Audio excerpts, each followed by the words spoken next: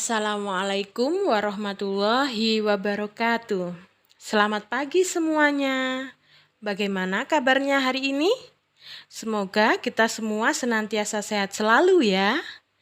Nah, pada pertemuan kali ini kita akan mempelajari tentang gerak benda. Adapun tujuan pembelajarannya yaitu agar kita dapat mengaplikasikan konsep gerak dalam kehidupan sehari-hari. Untuk itu, mari kita perhatikan peta konsep tentang gerak dan gaya. Adapun konsep gerak yaitu benda dikatakan bergerak terhadap titik acuan benda lain jika jarak atau posisi keduanya berubah. Gerak bersifat relatif, dalam artian bergerak atau tidaknya benda ditentukan oleh keadaan si pengamat terhadap benda itu. Di dalam konsep gerak sangat erat hubungannya dengan istilah kelajuan dan kecepatan. Adapun perbedaan dari kelajuan dan kecepatan kita bisa perhatikan melalui slide berikut. Berikut ini ada sebuah contoh soal tentang kelajuan.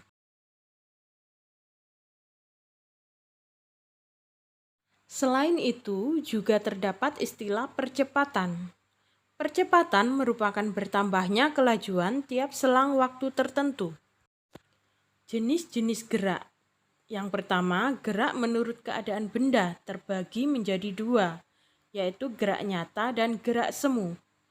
Yang kedua, gerak menurut bentuk lintasan, terbagi menjadi tiga, yaitu gerak lurus, gerak melingkar, dan gerak parabola.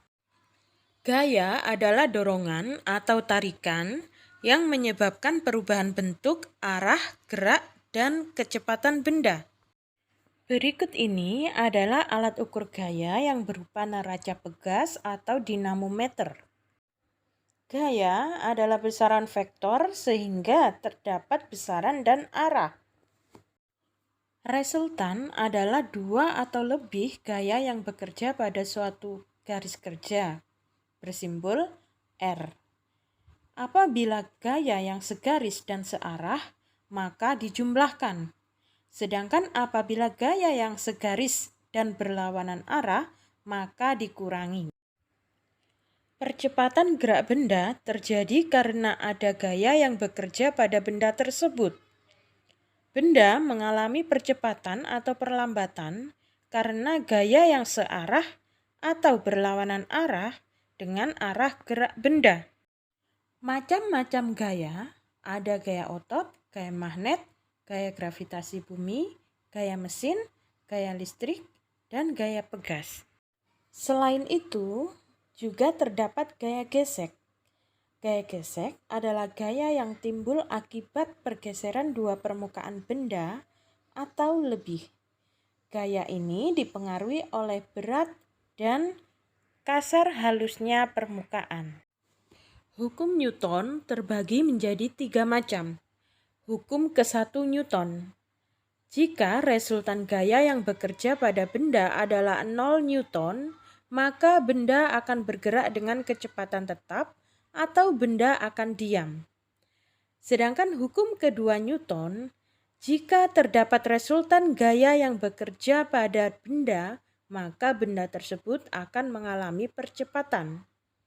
Sedangkan hukum ketiga Newton, jika ada gaya aksi yang bekerja oleh benda pertama ke benda kedua, maka akan terdapat gaya reaksi yang bekerja oleh benda kedua ke benda pertama dengan besar yang sama tetapi arah berlawanan.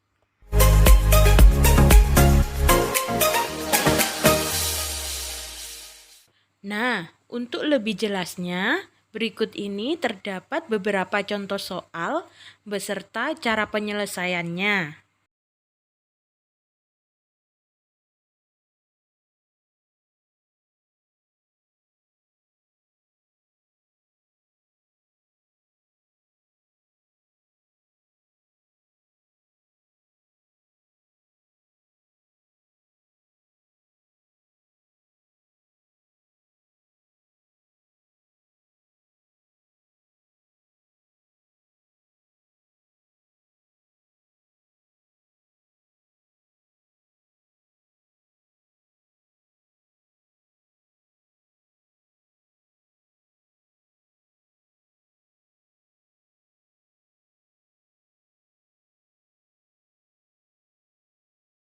Nah, berikut ini kita bisa mengetahui kesimpulan dari materi yang telah kita pelajari.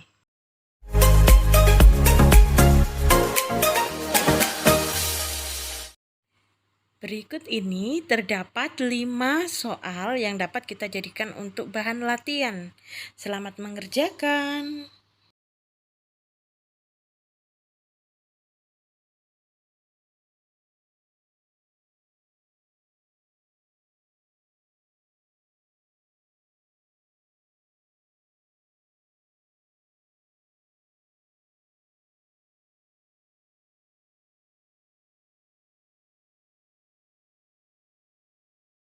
Demikian pembelajaran kita hari ini. Semoga ilmu yang kita dapatkan membawa manfaat bagi kita semuanya. Jangan lupa tetap jaga kesehatan ya. Akhirul kalam, wassalamualaikum warahmatullahi wabarakatuh.